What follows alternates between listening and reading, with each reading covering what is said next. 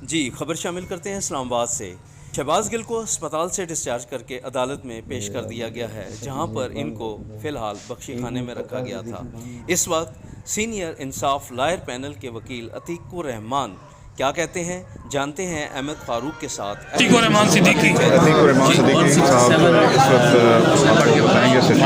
इस वक्त आज शहबाज शबीर गिल की जो है वो जुडिशल रिमांड पे, फिजिकल रिमांड पे जो पुलिस की है उसको पेश किया जाएगा।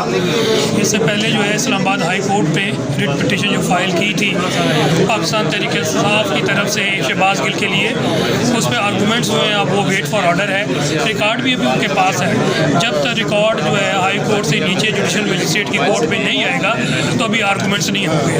आज जो फिजिकल रिमांड पे आर्गूमेंट्स करेंगे शहबाज गिल की तरफ से वो डॉक्टर बाबर अवान साहब करेंगे और इंसाफ लायर फोरम की टीम उनके साथ खड़ी है। अभी राइट नो ये सिचुएशन है कि इस वक्त जो टाइम हो गया है तकरीबन 1 बज गए हैं, 1 बजे से ज़्यादा हो गए हैं, तो इस वक्त काफ़ी वकला की टीम जो है कोर्ट के अंदर और कोर्ट के बाहर खड़ी है और रिकॉर्ड का इंतज़ार कर रही है। और आज जो है पुलिस यकीनी तौर पर जो है फर्दर फिजिकल रिमांड तलब करेगी, जबकि शहबाज गिल के जो वकला डॉक्टर बाबर अवान उसको करेंगे, अपोज करेंगे और इनकी यही प्ली होगी कि जनाब इनको जुडिशल रिमांड पे भेजा जाए, क्योंकि इनको फर्दर ज़रूरत नहीं है। एक और पॉइंट टू बी नोटेड है, जो रिट फाइल की थी शहबाज गिल साहब ने, जो कि जस्टिस आमिर फारूक साहब ने आर्गूमेंट्स एट लेंथ सुना है, अगर वो रिट एक्सेप्ट हो जाती है ना तो ये जो रिमांड कॉन्टेस्ट वगैरह ख़त्म हो जाएगा और उनको जुडिशियल कर जाएगा। ये सिचुएशन है।